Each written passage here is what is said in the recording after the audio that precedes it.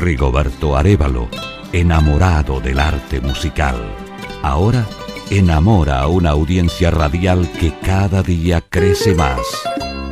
Ha llegado la hora del romanticismo. Enhorabuena, los enamorados. Te doy 1000 flores con amor. Los románticos y los amantes del bolero. Cuántas serenatas al pie del balcón. Las flores lindas que te doy son rosas rojas que nacieron. Cuántos besos robados en la penumbra de una luna cómplice.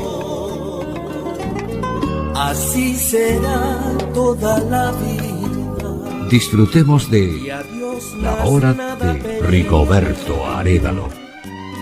Querida, 1000 veces querida, Dios de la tierra nacida, la enamorada que soñé.